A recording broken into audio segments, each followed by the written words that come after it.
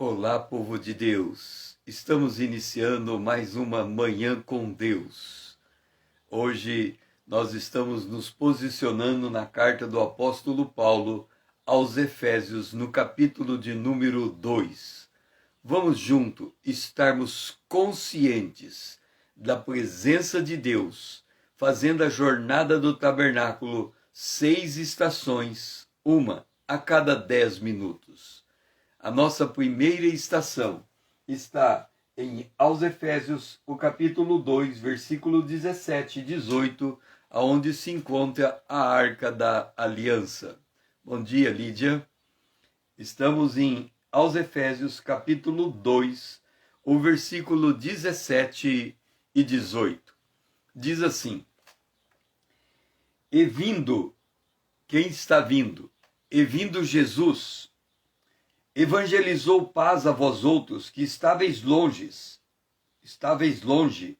e paz também aos que estavam perto, porque por ele, por meio de Jesus, ambos temos acesso ao Pai em um Espírito. Nós vivemos em um mundo altamente preconceituoso, um mundo que divide as pessoas em castas, divide elas em sexo, divide elas em classes sociais, divide elas em cor, em nacionalidade, e assim N divisões, agrupamentos, feudos. Foi dito, alguém disse, bom dia Rita, que o avivamento hoje tem grande dificuldade de se propagar, porque as pessoas estão fechadas em grupos, criaram feudos, e ninguém entra naquele grupo e ninguém sai daquele grupo. Os grupos não se conectam mais. Então nós vivemos em uma sociedade altamente separada, altamente segregada. Agora, quando nós olhamos para o Antigo Testamento, nós tínhamos dois grupos, os gentios e os judeus. Os judeus eram depositários da aliança de Deus. Os gentios não tinham Deus no mundo, eram os pagãos. E o mundo era dividido desta forma. Jesus veio e ele unificou os dois através do Evangelho para formar um novo homem. Então, o que é a igreja? A igreja é a união do gentio com o judeu, que, por meio do Evangelho, se transformarem em uma outra criatura que não existia antes, um novo homem. É muito importante nós entendermos esse conceito. O homem natural, quer ele seja judeu, quer ele seja gentil. Quem é o judeu? O povo de Israel, o povo descendente de Abraão, de Isaac e de Jacó. Este é o povo judeu. Esse é o povo que recebeu as promessas do Antigo Testamento, e ele tinha que preparar o caminho para a vinda de Jesus. Eles tinham que propagar no mundo que o Messias estava vindo. Este era o papel dos judeus. Quando Jesus veio, a salvação veio dos judeus, vem dos judeus, porque Jesus também é judeu. Mas ele cumpre tudo aquilo que os judeus tinham anunciado desde os tempos passados. Ele é o Jesus, ele é o Cordeiro de Deus, e como Cordeiro de Deus, ele assume o papel do Redentor, do Salvador, o Salvador do mundo. Esta mensagem faz com que o reino dos céus chegue na terra. Imagine que Jesus chegando, ele divide a história antes de Cristo, depois de Cristo. O que tem antes de Cristo? Um mundo que estava na expectativa da chegada do Cordeiro. O que tem depois de Cristo?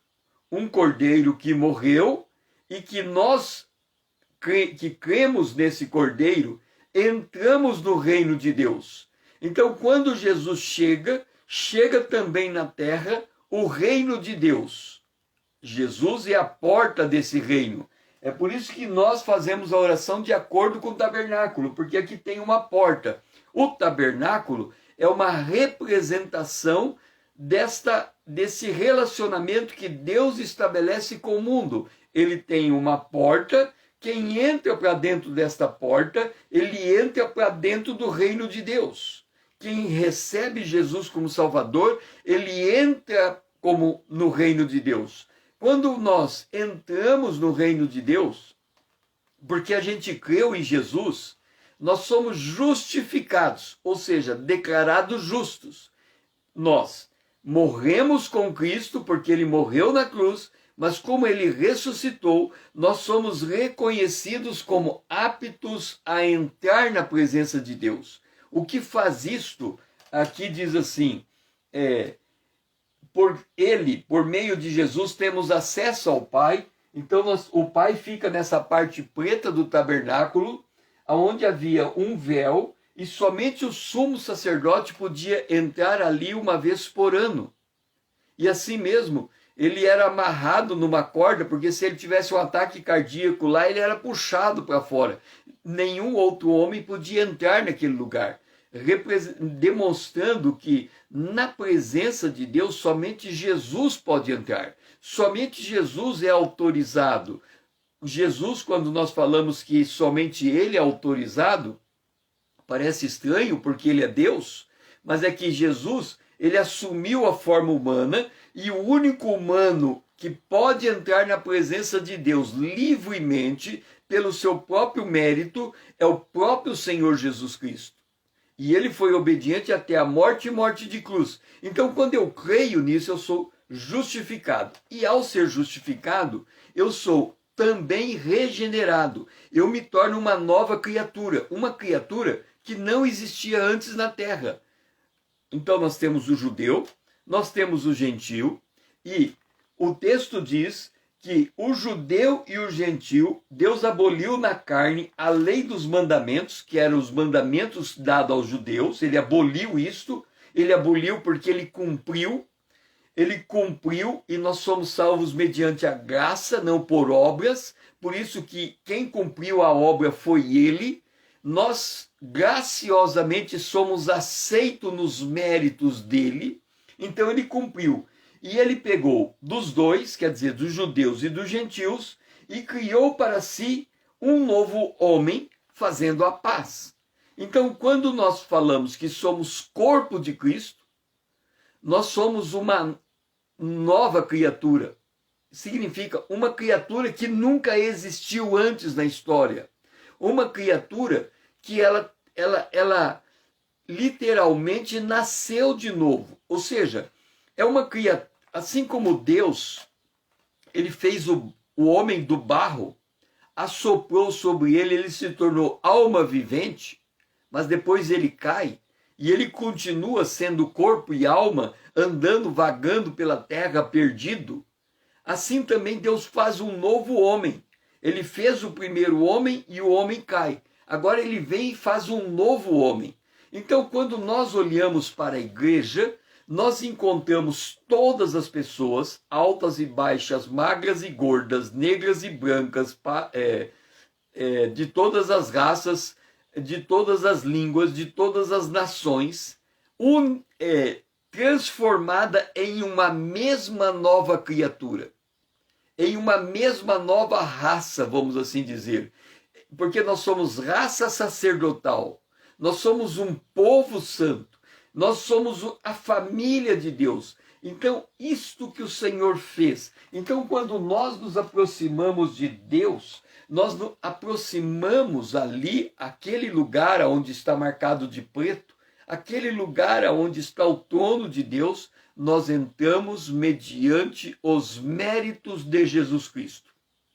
E todos nós nos igualamos em uma mesma natureza, em um mesmo espírito, em uma mesma obra transformadora, ligados pelo mesmo evangelho.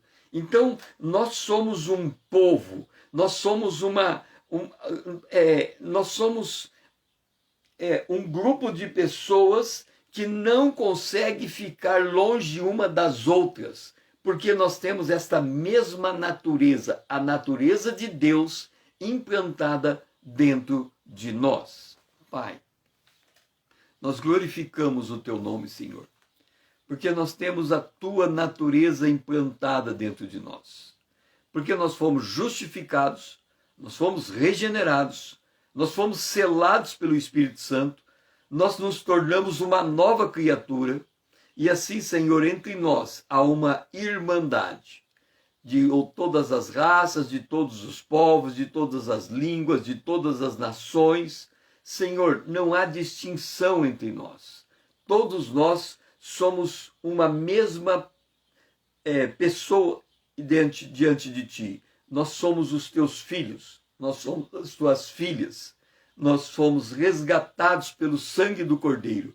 Nós estamos diante da Tua presença pelos méritos do Cordeiro. E por isso nós oramos nesse dia, gratos a Ti, por esta extraordinária obra realizada. Nós oramos em nome de Jesus, nos méritos de Jesus, por causa de Jesus. Nós oramos em nome de Jesus, o Teu Filho amado, a quem nós amamos. Amém. Vamos agora para o altar de ouro. E o altar de ouro está no verso de número 21. O qual todo o edifício, 21, no qual todo o edifício bem ajustado cresce para santuário dedicado ao Senhor. No verso 19, ele fala que nós somos a família de Deus.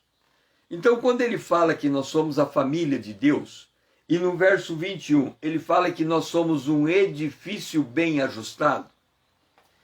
Deixe-me colocar algo muito importante a respeito do nosso crescimento diante de Deus.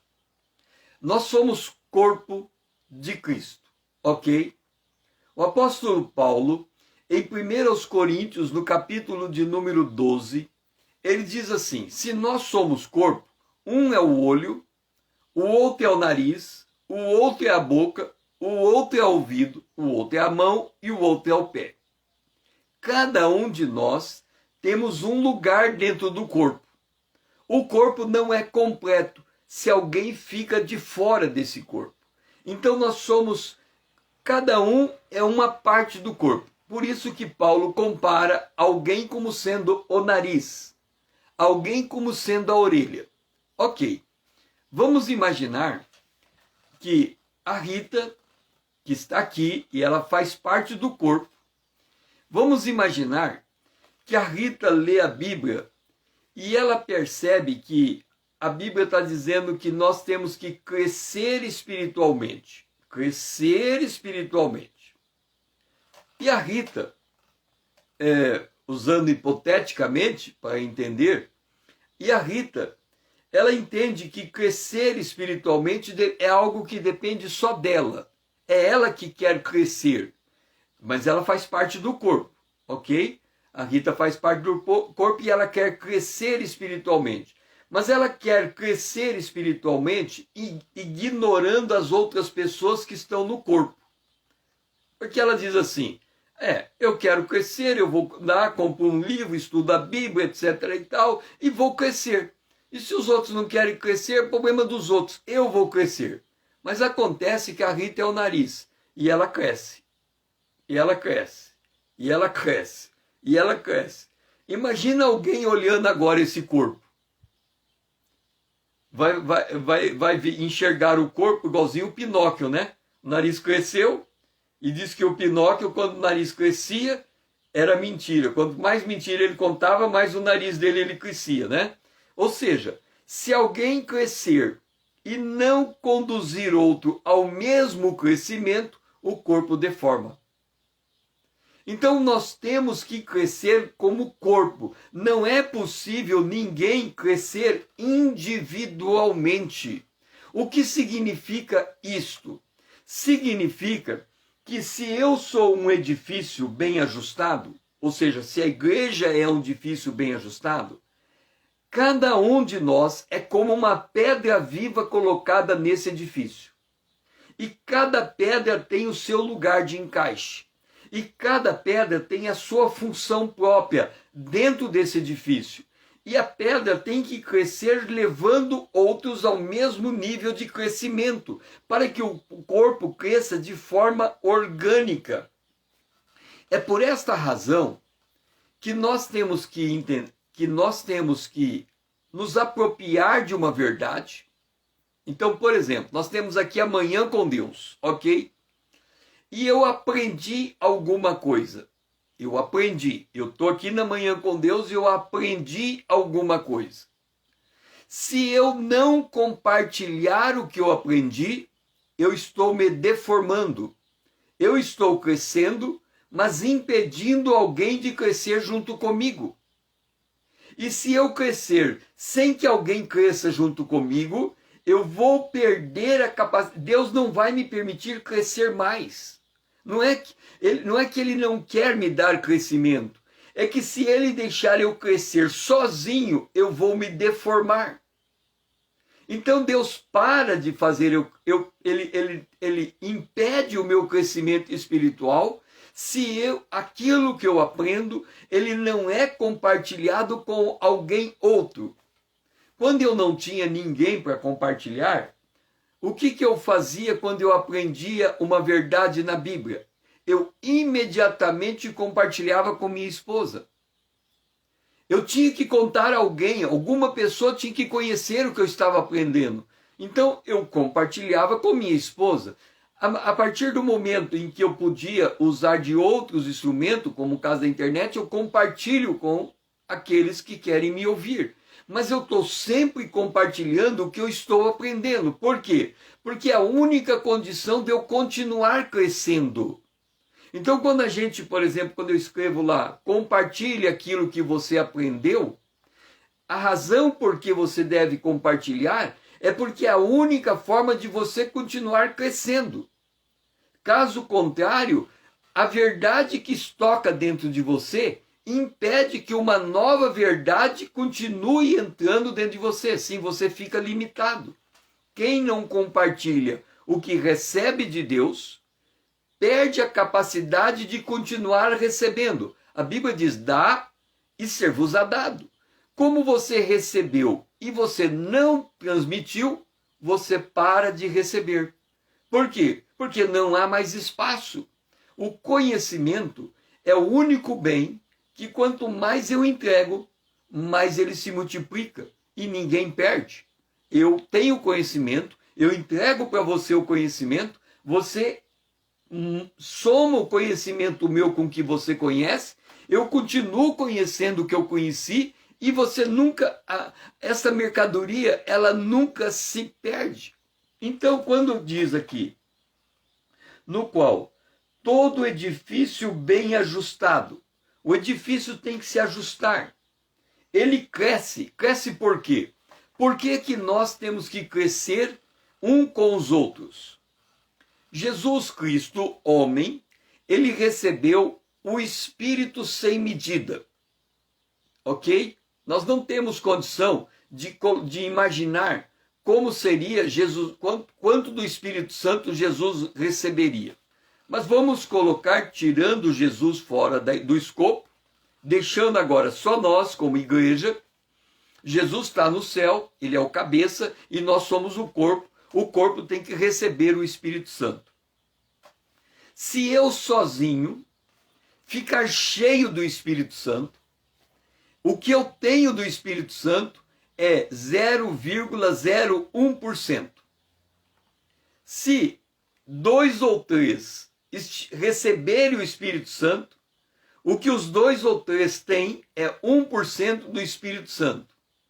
Se uma igreja local, quando eu digo uma igreja local, significa todos os membros daquela igreja estiverem congregadas no mesmo espaço, esta igreja vai receber 100% do Espírito Santo, se não faltar nenhum membro daquela igreja local. Como é quase impossível todos os membros de uma igreja local se reunirem todos os dias, há sempre algo que precisa ser acrescentado, ou seja, nós estamos sempre abaixo do que o Espírito Santo pode fazer naquela congregação. Como nós não entendemos esse conceito de que nós precisamos de dos outros para abrir espaço para o Espírito Santo fazer mais, nós acabamos limitando o Espírito Santo por vivermos uma fé isolada. Então nós precisamos crescer, e para crescer nós precisamos compartilhar o que sabemos, para que haja espaço para o Espírito nos fazer crescer cada vez mais. Pai, nós glorificamos a Ti, Senhor, porque o Senhor nos fez um corpo, mas isso nos torna responsáveis uns com os outros, visto que o Senhor não pode fazer crescer individualmente se ele não crescer proporcionalmente junto com o corpo. Então, Senhor, dá que nós possamos aprender a compartilhar o que aprendemos, para que aumente o nosso crescimento, Senhor, para que nós possamos crescer e conhecer cada vez mais. Como o profeta diz, conheçamos e prossigamos em conhecer ao Senhor. Mas para que a gente prossiga nesse conhecimento, nós temos que compartilhar o que já sabemos, porque senão o Senhor para de nos dar, porque não há mais espaço para estocar a verdade dentro de nós. Dá-nos esse entendimento. Nós oramos em nome de Jesus, o Teu Filho amado, a quem nós amamos. Amém. Agora vamos para o nosso café da manhã. E o nosso café da manhã está no verso 20. Edificado sobre o fundamento dos apóstolos e profetas, segundo ele mesmo, Cristo Jesus, a pedra angular. Deixe-me dizer uma coisa para vocês. Nós estamos falando de um edifício espiritual. E como nós falamos de um edifício espiritual, nós temos que entender as lógicas do reino de Deus. Caso contrário, o nosso crescimento espiritual se torna limitado. Nós já vimos um princípio. Eu só posso crescer no conhecimento se aquilo que eu aprendi for comunicado. Abre tua boca e te encherei. Ou seja, se eu aprender algo hoje de Deus, e aquilo que eu aprender eu não passar para frente, nem que seja para uma pessoa, amanhã eu não tenho espaço para aprender mais de Deus, visto que aquele conhecimento ficou represado e Deus não desperdiça maná. O maná é alimento. Quando imagina você senta na mesa para comer. Aí você terminou de almoçar, você deita e dorme o dia inteiro. Não faz absolutamente nada. No dia seguinte você senta na mesa e come de novo. E dorme o dia inteiro. Com o passar do tempo, você se torna alguém extremamente gordo. Por quê? Você não gastou a energia do que comeu. Agora, se eu como o suficiente para a energia daquele dia, se a minha comida é regulada com minha energia, então, por exemplo, se eu como o equivalente a 300 gramas por dia, e eu gasto energia equivalente a 300 gramas, o meu peso todo dia é igual, ok? Então, eu mantenho o meu peso porque o que eu como é proporcional ao que eu gasto. Essa é a lógica da alimentação. Tudo que eu como desproporcional ao que eu gasto acumula. E tudo que acumula prejudica. E tudo que prejudica traz a enfermidade. Então Deus não pode manter o meu aprendizado de forma crescente, porque se eu estanco o que eu aprendo, eu vou me deformar. E ao me deformar, uma das formas de me deformar é o orgulho. Eu vou saber mais do que todos os meus irmãos, e aí eu vou ser orgulhoso. E o orgulho derrubou Satanás. Então, se eu aprendo e não compartilho, eu automaticamente fico orgulhoso. Eu sei mais do que os outros. É claro que eu sei mais do que os outros. Eu não estou compartilhando com ninguém. Seja bem-vindo, irmão Paulo. Então, obviamente, o meu orgulho me derruba. É por isso que aquilo que eu aprendo hoje, eu tenho que compartilhar hoje. Jesus disse, aquilo que eu falar no escondido, suba no telhado e proclame. Então, eu preciso compartilhar. Essa é a regra do crescimento. Ora, eu tenho que compartilhar o quê? Aquilo que é o fundamento dos apóstolos e dos profetas. Quando nós falamos de fundamento, significa o seguinte. Vamos voltar ao edifício, a um edifício. Lembra de um prédio que está sendo construído na tua cidade. Quando você tem um prédio construído na tua cidade, o que você tem? Você tem isso aqui, ó. Um prédio, certo? Aonde você tem os andares. Só que você, olhando para aquele prédio ali e para os andares, você tem as colunas e os andares. As colunas e os andares, só que você não tem a parede.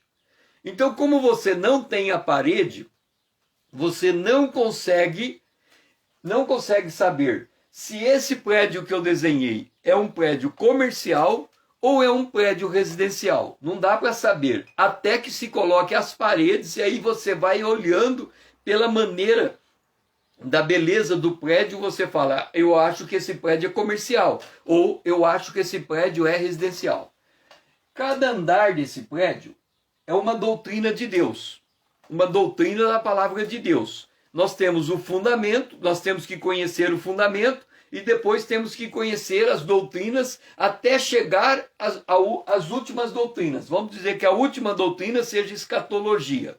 Então eu tenho que aprender a doutrina dos apóstolos, a doutrina da justificação, a doutrina da regeneração, e aí eu vou aprendendo. À medida que eu vou aprendendo, eu vou aumentando o meu edifício.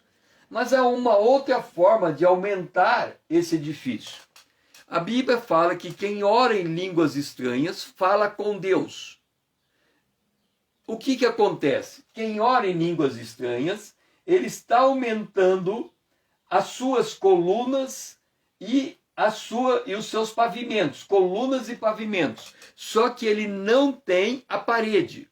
Quando ele lê a Bíblia, o que acontece quando ele lê a Bíblia? Esses buracos que estão aqui são fechados por paredes. Significa que ele está aprendendo a doutrina, aprendendo conscientemente a doutrina. Quando ele compreende a doutrina, aquela estrutura espiritual que foi construída, ela passa a ser percebida por quem está fora. Por isso que a obra de Deus começa dentro de nós e se manifesta em nós. Eu quero conhecer a vontade de Deus, eu assumo a vontade de Deus na minha vida, eu desejo viver a vontade de Deus, eu creio que eu posso viver a vontade de Deus e a minha fé executa a vontade de Deus e eu impacto o outro que está do meu lado, porque eu estou vivendo de fato esta vontade de Deus. Então, eu quero ter paz do espírito, eu equilibro as minhas emoções e tenho a paz do espírito, eu creio que essa paz do espírito independe das circunstâncias e o outro que está do meu lado percebe a paz de espírito que eu tenho. Então, a fé é posta em prática. Por isso que Tiago diz que obra sem fé é morta. Ora, o que nós precisamos fazer? Nós precisamos crescer no conhecimento de Deus. E esse crescer no conhecimento de Deus é conhecer em conformidade com a palavra de Deus. Se nós não falarmos ou não crescermos de acordo com essa doutrina, o nosso crescimento não se sustenta. Ele é um crescimento feito da sabedoria humana. Ele cai por terra. Então nós somos chamados a crescer como um edifício bem ajustado. E esse crescimento é fundamentado na doutrina dos apóstolos e dos profetas.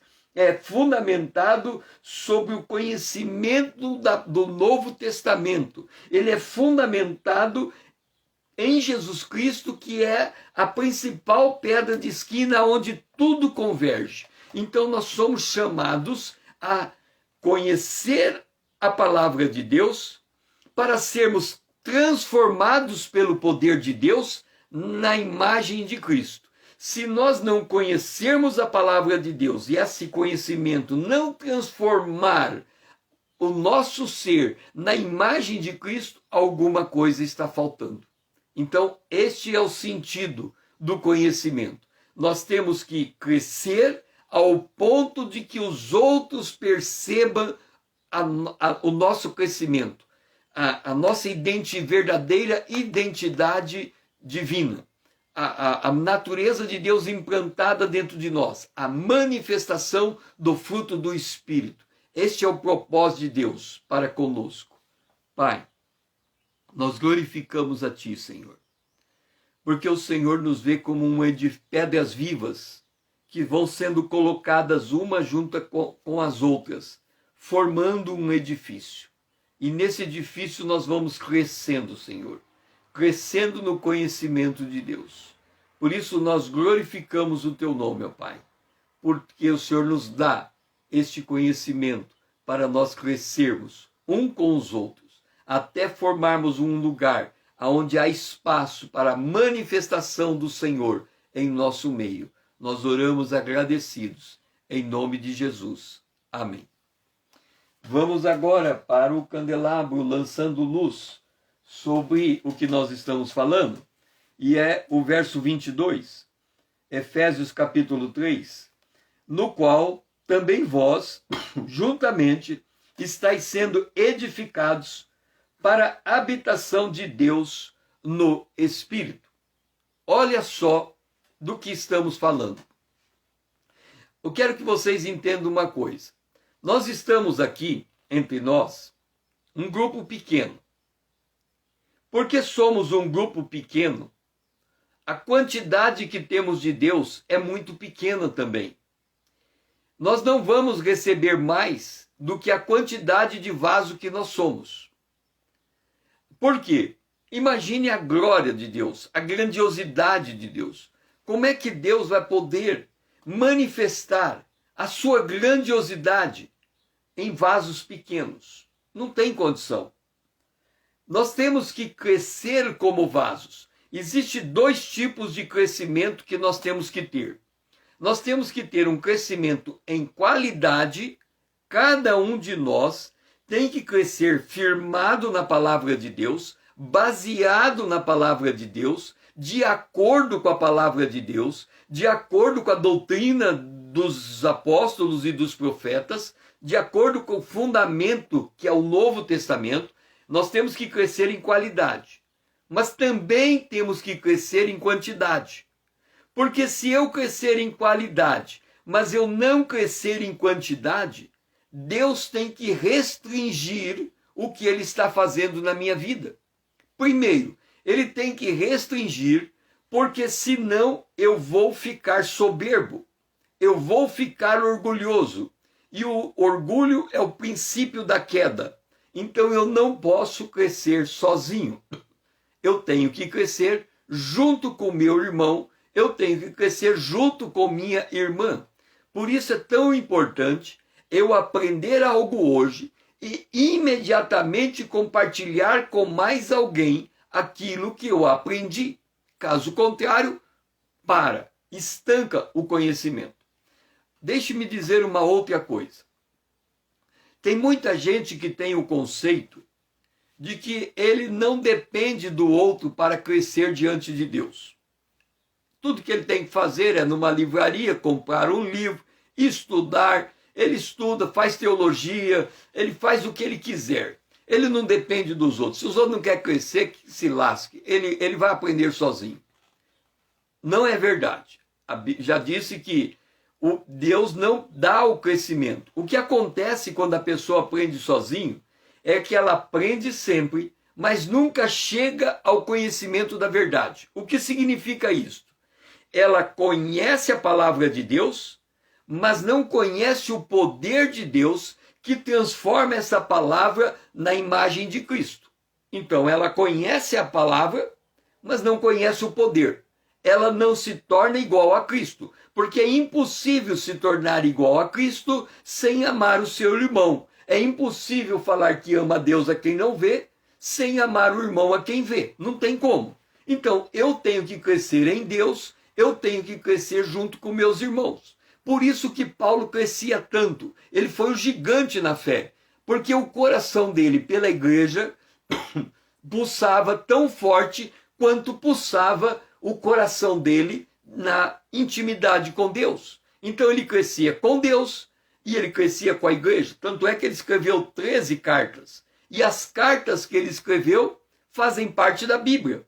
Então imagina, o apóstolo Paulo cresceu tanto, mas tanto, que as cartas dele são as mais importantes das Escrituras, são aquelas que ensinam quem Jesus é. Então, note uma coisa, nós temos que compartilhar aquilo que aprendemos para poder crescer. Aqui diz, no qual vós, juntamente, sendo edificado para a habitação de Deus no Espírito. Entenda esse conceito. Nós estamos aqui num grupo pequeno. Para crescermos, para Deus aumentar a obra dele no nosso meio, nós temos que crescer em quantidade. Quantidade focado na qualidade. Nós temos que crescer embasado na palavra de Deus. Então, crescemos em quantidade, crescemos em qualidade. Então, deixa eu mostrar o que eu estou falando. Aqui somos nós, 4 pessoas, 3 pessoas mais eu, 4. 4 pessoas. Isso é o tanto de Deus que nós temos. E não vai ser mais do que isso. É impossível ser mais do que isso. Não há espaço para termos mais do que isso. Aqui temos um outro grupo. Ele é maior. Então, o que temos de Deus aqui, desde que esse grupo cresça na palavra de Deus, cresça na doutrina de Deus, o que temos de Deus aqui é muito mais do que temos de Deus aqui. Esse é o propósito. Juntamente vocês estão sendo edificados para a habitação de Deus no Espírito. E aqui nós temos ainda um espaço maior. Portanto, a quantidade de Deus que nós temos depende do número de pessoas que adoram e servem e se constituem no corpo de Cristo naquele lugar.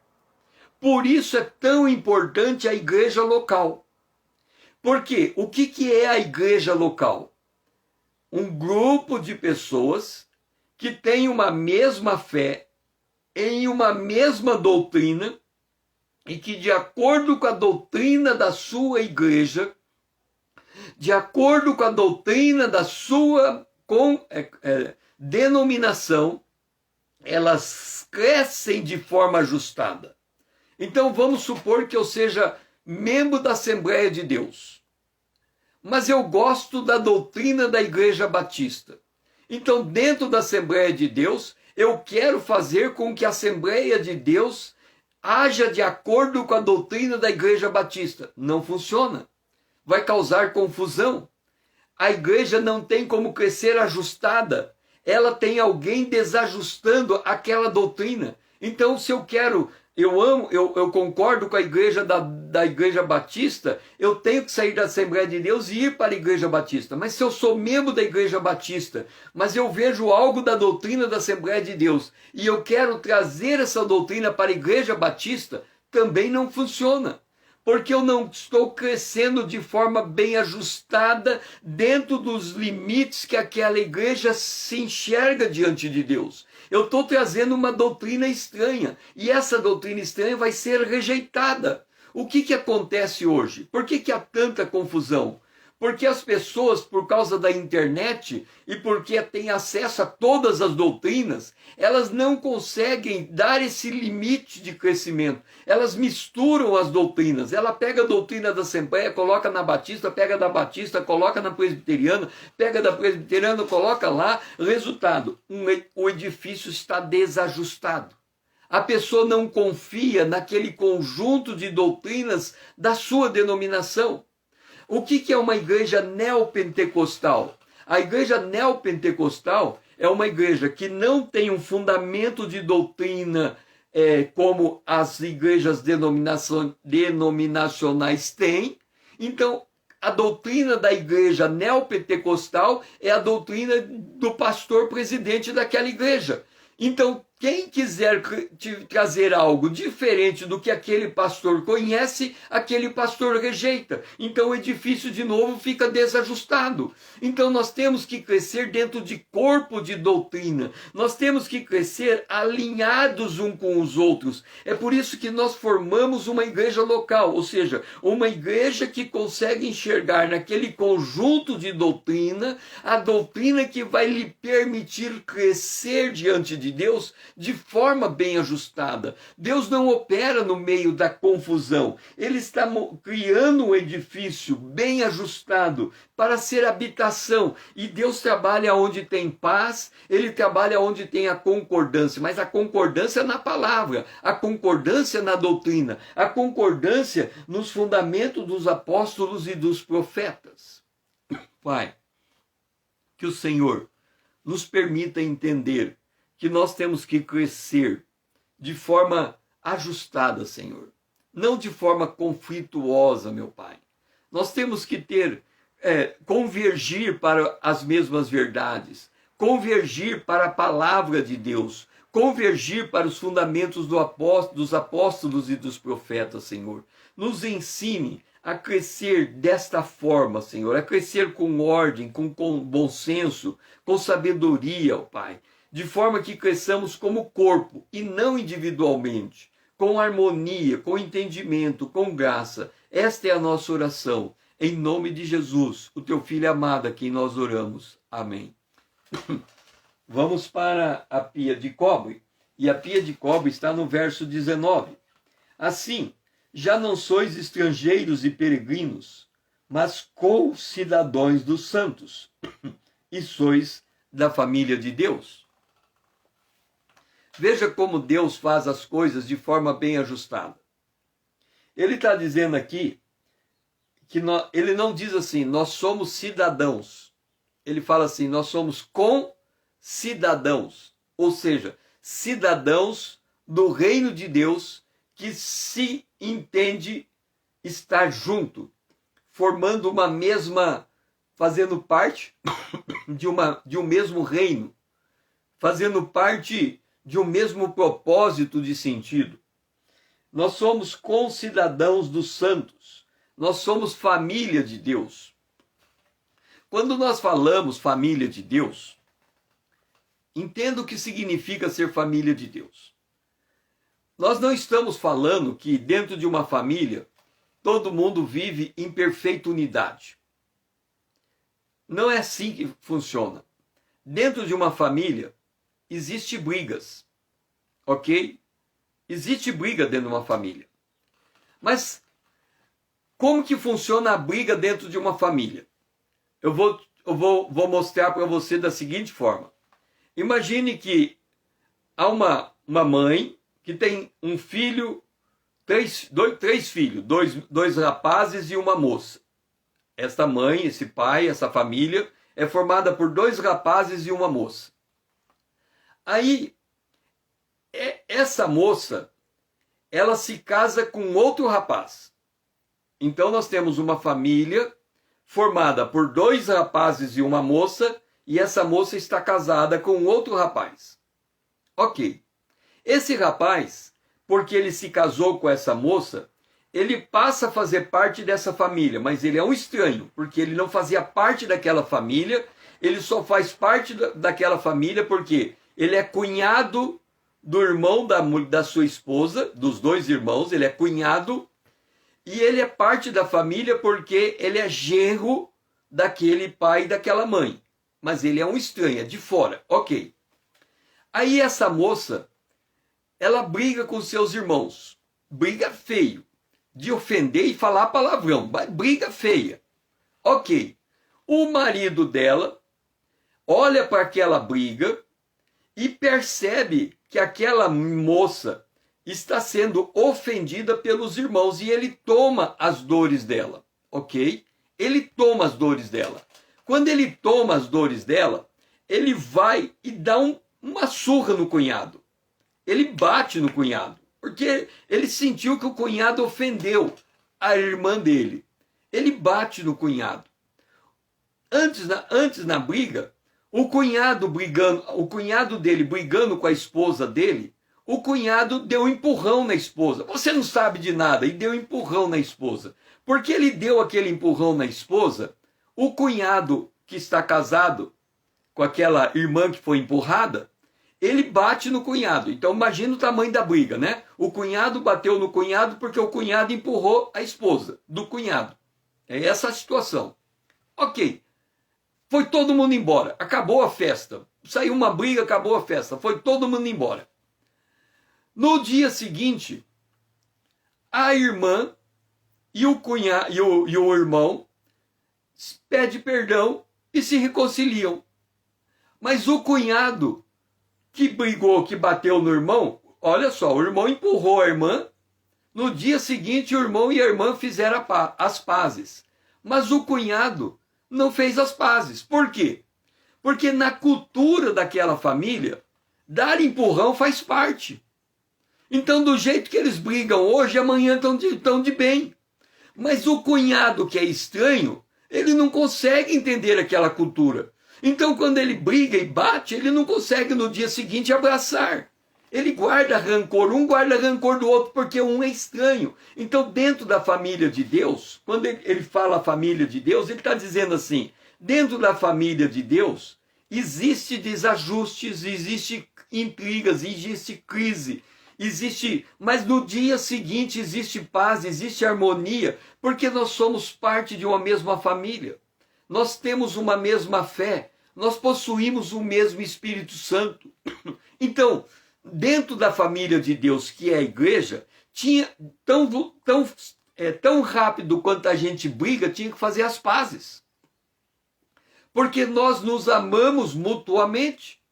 E esse elo que nos une, que é o elo do Espírito Santo, não nos permite viver apartados um dos outros.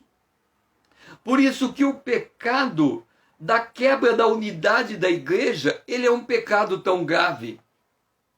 Porque quando nós quebramos a unidade da igreja, nós não estamos só separando duas pessoas, nós estamos cortando o Espírito Santo.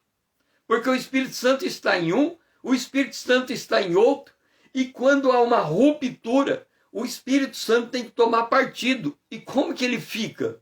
Ele está de um lado e ele está do outro.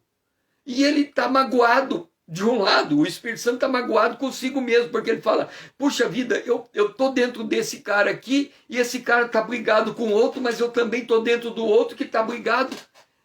E aí a Bíblia diz, não entristeça o Espírito Santo, não apague o Espírito Santo. Por quê? Porque se aquela briga continua, e os dois são irmãos, o Espírito Santo teria que fazer o seguinte, eu vou me retirar dos dois, porque eu não vou tomar partido. Como é que eu vou tomar partido entre dois irmãos?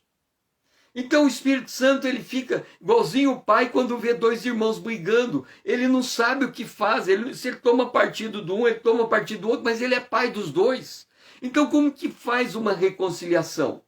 Então nós temos que entender que nós somos uma família e a família se perdoa mutuamente. A família briga, mas no outro dia faz as pazes. A família... Ela não consegue ficar distante, então a mágoa não tem espaço dentro dessa família, é muito rápido a reconciliação. De novo, essa esposa desse cunhado, ela voltou para a família. O cunhado que brigou com o cunhado não voltou, porque ele não é daquela cultura. E a mesma coisa é a casa de Deus. Nós podemos até brigar entre nós, desde que a gente consiga fazer rapidamente as pazes, desde que a gente consiga trazer de volta a unidade, porque o nosso propósito é a unidade, o nosso propósito é a convivência, o nosso propósito é o crescimento, o nosso propósito é esperar a volta de Jesus para sermos arrebatados com Ele. Nós estamos indo para o mesmo lugar, nós fazemos parte do mesmo reino, nós somos concidadãos dos santos, então nós não podemos deixar ninguém para trás. Esta é a lógica da família de Deus. Nós temos por causa de Jesus, em nosso meio, nós aprendemos a conviver com os diferentes. Nós aprendemos a aceitar as diferenças. Nós aprendemos a aceitar o outro como ele é. E quando eu falo como ele é, não é como ele é no seu pecado, mas como ele é na sua natureza humana, no seu caráter, na sua forma de ser, na sua forma de expressar, no seu jeito, porque nós somos uma família que vamos nos aceitando mutuamente. Esta é a ideia. Para que nós possamos crescer como edifício, nós temos que nos enxergar como uma família. Nós temos que nos enxergar como dependentes um do outro, para que Deus possa manifestar a sua presença em nosso meio de forma intensa, de forma poderosa. Amado Deus e nosso Pai, nós somos uma família, Senhor. E essa família tem o propósito de crescer juntamente, conjuntamente, como concidadãos. Por isso, Senhor, nos ensina a não deixar ninguém para trás. Nos ensina a compartilhar o que o Senhor está fazendo conosco, para que outros se sintam confortáveis de chegar junto conosco, de forma que a gente aumente, cresça em qualidade aquilo que o Senhor faz conosco e em quantidade aquilo que nós compartilhamos com os outros e atraímos os outros a esta mesma obra que o Senhor está realizando dentro de nós. Nós não podemos crescer sozinhos, Senhor. Nos ajuda a trazer mais alguém para crescer junto conosco. Esta é a nossa oração, em nome de Jesus, teu Filho amado a quem amamos. Amém. Vamos agora para o altar de cobre, que está no verso 14. Porque ele é a nossa paz, o qual de ambos fez um. E tendo derribado a parede da separação que estava no meio, a inimizade. Aqui, nós estamos falando, e esse texto está dizendo, que Deus uniu o judeu com o gentil. E derrubou a parede de separação que havia entre esses dois povos. Eu quero dizer uma coisa. Não há na humanidade cabeça mais dura do que a de um judeu. Imagina vocês que o judeu, chamado por Deus a partir de Abraão, de Isaac, de Jacó, eles tiveram que viver durante todos estes anos na história. São 2.500 anos, alguma coisa assim, 3.500 anos.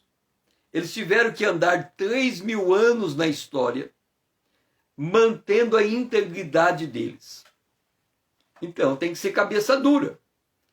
Porque eles têm que se fechar numa unidade tão grande que eles não perdem a característica de raça que eles têm. Por isso que um judeu não casa com quem não é judeu. Eles mantêm a pureza da sua identidade. Ora, agora você pega o gentil e mistura com o judeu. Não vai dar certo, não vai dar liga. É igualzinho você pegar água com azeite. Não junta. Mas acontece que Jesus fez este milagre. Ele conseguiu fazer o judeu se unir aos gentios, porque ele criou uma outra criatura, que é a igreja. A igreja é formada por judeu e por gentios. Mas aqui, para ele criar essa outra criatura, esse outro ser regenerado, ele teve que pacificar. Ele se tornou a nossa paz. Eu vou contar de uma outra forma. Um dia, quando eu era pequeno, um primo meu chegou à cidade onde meu pai morava, Dourados, e eles eram de Campo Grande, dizendo assim para o meu pai: eu briguei com meu primo, e nós não estamos mais nos conversando. e a briga está ficando cada vez mais séria. Eu gostaria que você, meu tio, fosse até Campo Grande para nos reconciliar. O meu pai entrou no carro, me colocou dentro do carro e junto com esse primo retornamos para Campo Grande. Ele chamou o outro primo, então tem um primo aqui, o outro primo aqui e o meu pai no meio e eu observando. E o meu pai começou a perguntar, por que vocês estão brigando? Por causa disso e por causa daquilo. Você não pode pedir perdão para o outro? Não, não posso. O outro fez isso, o outro fez aquilo. Imagina a briga. Não dá.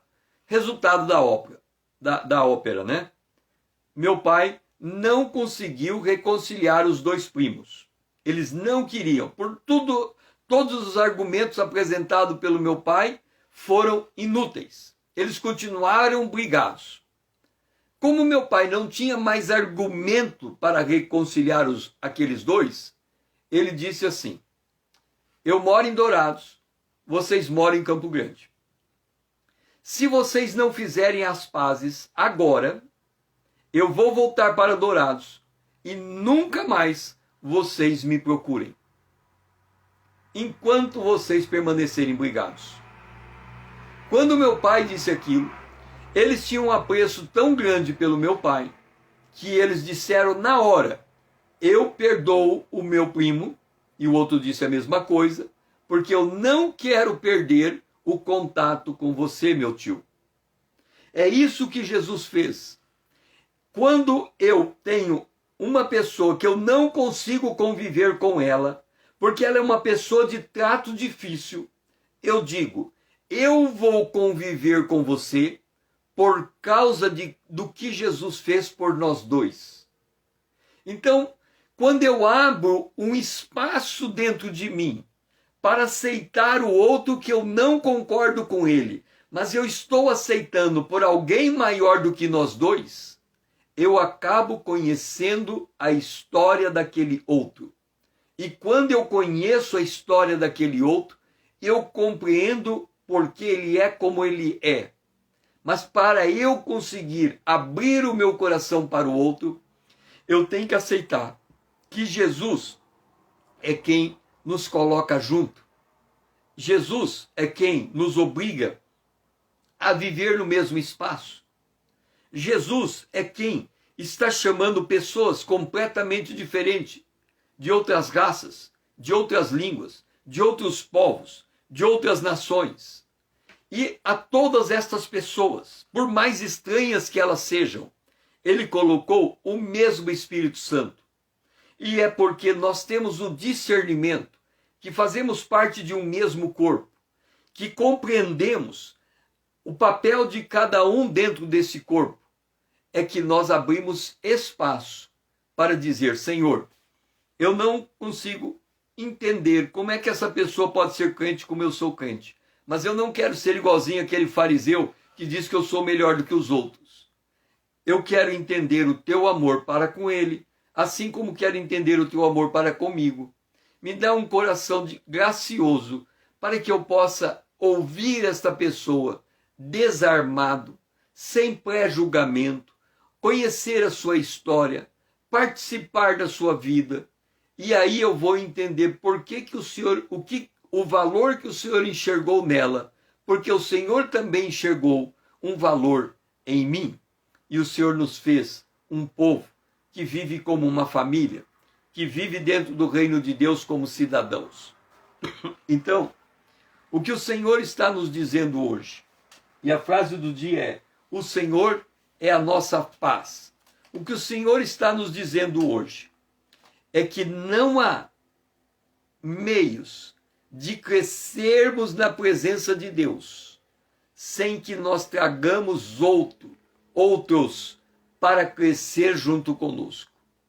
E não há como crescermos na presença de Deus, descartando outros que não concordamos que fazem parte do mesmo corpo. Nós precisamos crescer como corpo. É por isso que é tão importante a igreja local, porque ela delimita um espaço de crescimento. o que é aparentemente um limite, na verdade é uma liberdade. É uma liberdade de todos poderem expressar uma mesma doutrina, uma mesma fé, um mesmo conceito, uma mesma visão de mundo. É por isso que temos tantas igrejas diferentes. Se você não consegue se encaixar nesta, vá para outra, mas não seja um causador de divisão naquela igreja, porque você enxergou uma doutrina na outra e quer trazer aquela doutrina para esta, causando confusão naquele povo. Não é assim que funcionam as coisas de Deus. Quando olhamos o livro do Apocalipse, tem 7 igrejas. Então Deus respeita a integridade de cada igreja, mas muito mais do que respeitar, Ele quer ver aquela igreja, na sua integridade, crescer de forma orgânica, de forma bem ajustada, de forma tal que a manifestação da glória de Deus impacte todos que estão na periferia daquele grupo local, daquela família local, daqueles cidadãos locais. Que o Senhor assim possa nos abençoar. Pai, dá-nos essa visão de igreja, visão de corpo, mas conectado à visão do que temos de Ti, Senhor. Que a gente consiga entender que a única forma de recebermos mais de Ti é sermos mais corpo. Quanto mais corpo nós somos, mais espaço temos para a manifestação da Tua glória, da Tua bondade, da Tua benignidade. Que o Senhor nos dê esta visão para que a gente aprenda a aprender de Ti, compartilhar o que o Senhor tem nos dado, para que aquele que recebe aquilo que temos se alegre o tanto para vir junto conosco, formarmos um grupo maior e continuarmos crescendo cada vez mais, Senhor, impactando os nossos vizinhos, impactando a nossa cidade, impactando o nosso estado, impactando o nosso país, impactando as nações. É assim que nós queremos crescer diante de Ti, Senhor. Crescer aumentando em qualidade, crescer aumentando em quantidade. É esta a nossa oração, em nome de Jesus, o Teu Filho amado, a quem nós amamos. Amém. Hoje é quinta-feira, amanhã desta semana é a nossa última manhã com Deus dessa semana. Depois reiniciamos na segunda-feira. Que o Senhor assim seja louvado e que você traga novos vasos para continuarmos formando uma grande comunidade, crescendo no conhecimento, na graça do nosso Deus, para que possamos ver a manifestação da obra de Deus em nosso meio. Que o Senhor assim seja louvado. Amém.